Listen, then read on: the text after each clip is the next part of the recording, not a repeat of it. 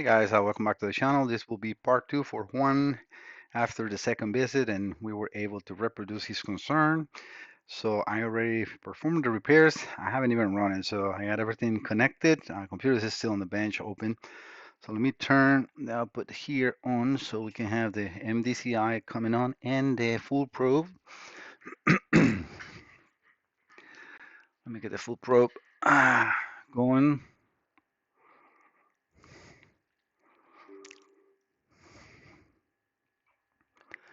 I have to connect the scanner and everything.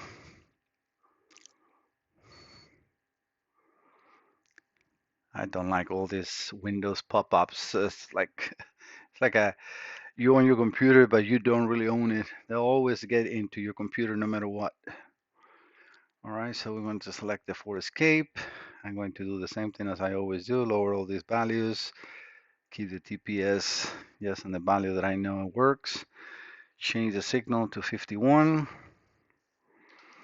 and that is ready to go.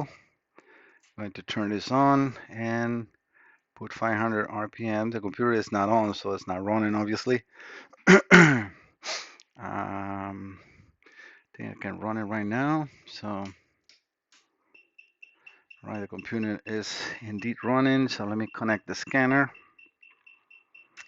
I want to make sure that those RPMs are now nice and steady. So I'm just going to select just the RPMs and keep it as a graph as I was doing before.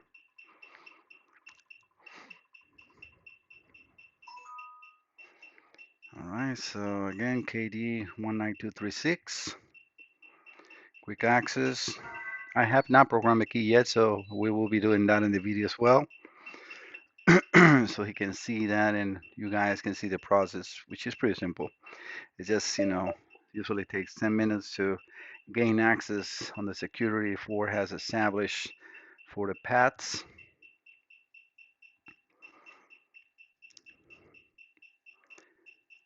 This is our normal selections. In the meantime, I'm just going to keep the camera kind of like there so you guys can see the injection in there and the RPM in there. All right, we're going to go over to the PCM. Just trying to do as much as I can on the video so you guys can see all at the same time. I can definitely see the needle nice and steady. We're going to go into read data stream.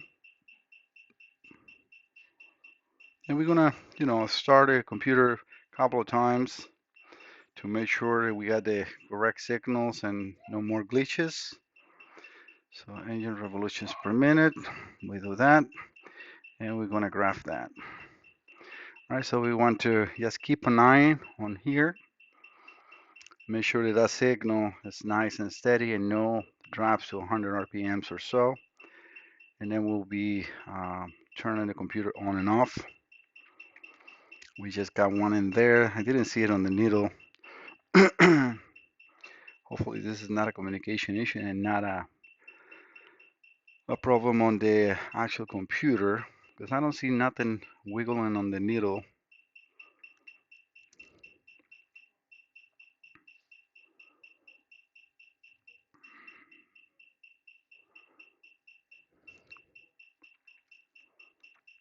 All right, so let me turn the computer off and back on. I don't know why it loses the communication. But it's running immediately. So when I want you to see that, it is running immediately every single time we see the injection, we see everything. I'm gonna have to, I don't know what to do with this, with the out, with the top-down situation.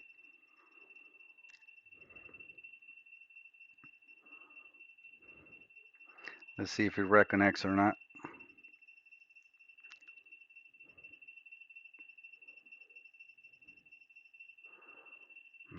So see if it connects.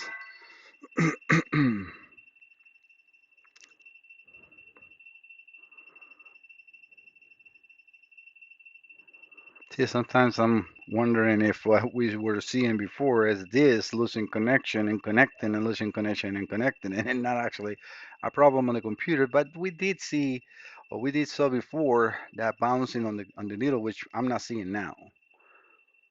And that is a brand new uh, component, so I will not suspect to have any issues.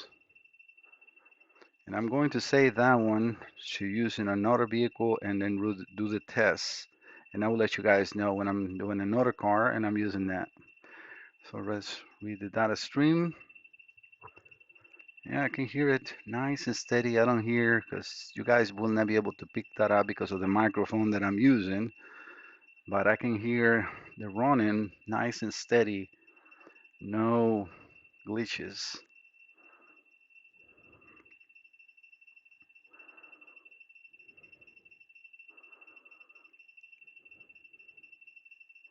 Like I said again, sometimes it might be the scanner disconnected because I want to keep an eye on both.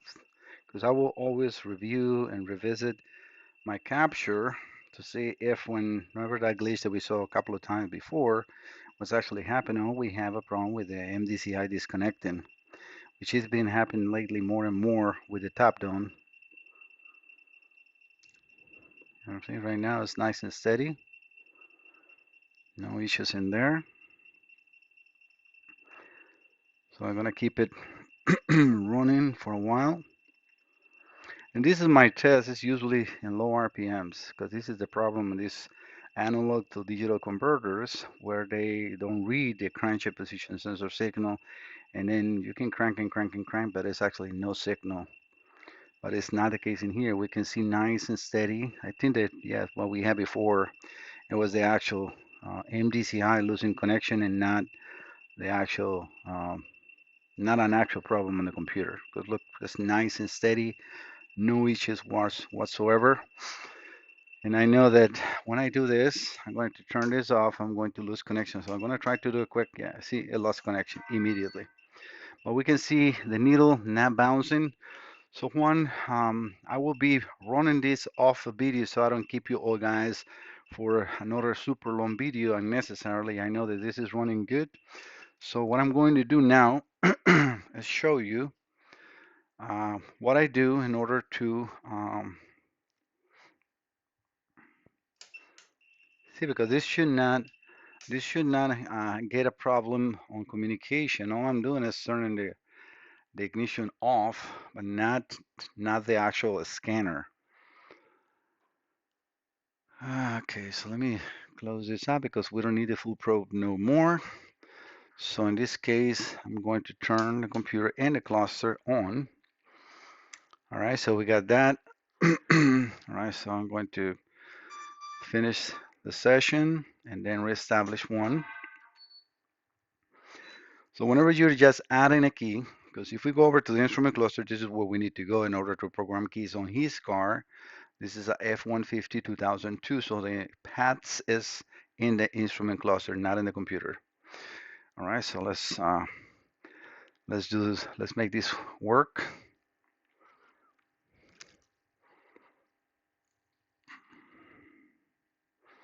And what I would do is probably just stop the video in the 10 minutes waiting, so you guys don't have to be just looking at the screen unnecessarily. All right, so let's connect to the cluster and read how many keys we have. All right, so let's read the data stream first. Make sure that we add, obviously, a master key present. Numbers of key, we don't need that. PCM ID is stored, that's very important. And then vehicle enable. So, yep, the PCM ID is stored, the vehicle is enabled, and we have two keys stored. So as you can see, Juan, there were two keys stored. Now that I am adding that key, is going to be a third key. All right, so when we are here, so everything is fine. So if I turn this off, I don't want to do it because I might lost the communication. You know what? I don't want to do that because I might going to have to reestablish communication. But if I put your key, the one is not a program, it will just uh, said that it's not a master key present. So we're going to go into special functions, paths. It says maximum numbers of key 8, minimum keys required after ignition key is erased 2, blah blah blah. Okay, we can say that, and it says this procedure will take 10 minutes. Do you want to continue? Yes. Now this is just counting the cluster goes into diagnostic mode. So let me stop the video and I'll be right back. All right, we got the security access granted. We click OK. And then in here is where we are going to select perform or program additional ignition keys. There should be now an unprogrammed passive antitive in an unprogrammed. So let's switch it because I have the actual original key there. So we're going to put that in here. Let's see. Turning off ignition could result in loss in the security access. If security line lost a star, process again, and blah, blah, blah. This process does not erase existing keys. All right, so let's click OK. Place an unprogrammed key to the ignition. Turn the key to the on position. It is, so loading vehicle data. I don't need to program another key. So, do you want to return to the past menu? Yes. I wish we could see how many keys are now programmed. Can I run the car like this? Because the cluster is in program mode or diagnostic mode. So let me turn the full probe on.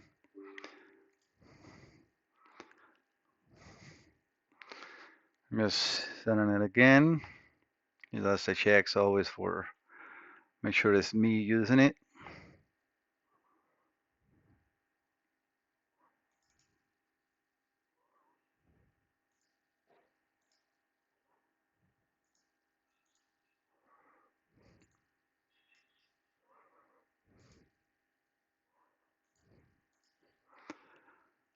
Let's put the 51. Not sure if this is going to run or not, but we'll see.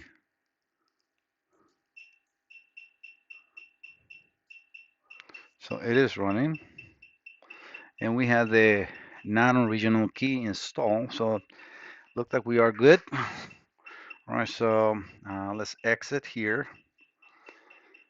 And I will make the cluster come back to its normal reading of the mileage. And we are good in there. So let's read the data stream on the instrument cluster.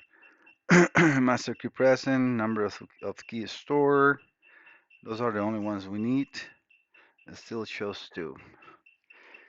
All right, so let me turn this off and turn this back on.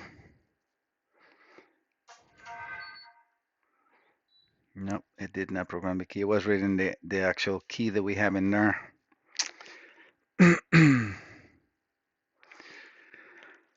Ay, ay, ay. All right, so it looks like I'm gonna have to wait another 10 minutes. All right, so we have again the non-programming key. I'm going to put it one more time just for the sake of like see if we can make this work.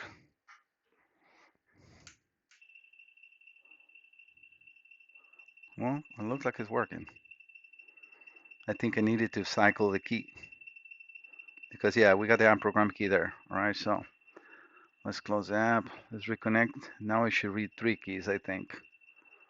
Sometimes these Chinese or aftermarket tools don't tell you the entire process, and the key should be off and on in order for the new key to be received, which is okay. I think that we might be still in a good chance of being it because I have the uncut now cut key there. Then we see injection. If that key wouldn't work, we will see just coils and no injectors. I'm going to show you both keys working, but I need just to see if we have now a reading of 3 keys stored.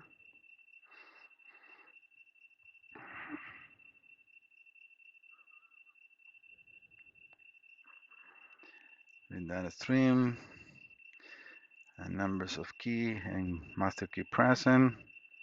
It still shows 2 keys, which is weird. I wonder if it's reading the other key right next to each other. So let me turn this off again. I'm gonna get the keys out of the keychain, so give me 1 second, guys. because I should have done that before. All right, 15 minutes on this.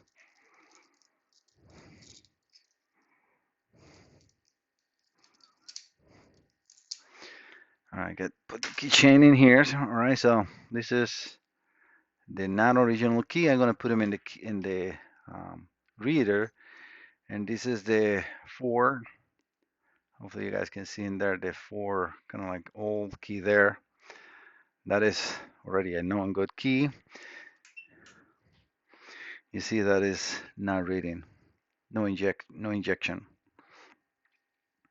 So probably what was happening is by having the keys on the key change, and the keychain was just reading the original one, which if I put that one here, it's a little. The reason I kept it in there is because it can fall through. But if I now put this one here, we can see immediately injection and the Tef line goes off. So I'm sorry guys, I'm gonna have to wait another 10 minutes, so I'm gonna stop the video and show this working. All right, it took a little longer this time. So what I think my error was, it was to start with a original master key there, but since I don't do this that often, you forget, right? So let's try it. So we got the security access granted. I don't want to exit, so we're going to again program additional keys. Otherwise, I'm going to have to erase keys and program, which I don't want to do. But this is sometimes why, dude, you don't want to do this. But yeah, helping the customer, right? Okay, there should now be an unprogrammed paths key in the ignition. Turning off ignition could result in loss of the security access. If security losses, yeah, you have to process again. This process does not erase existing keys. Place an unprogrammed key into the ignition. Turn the key on. All right.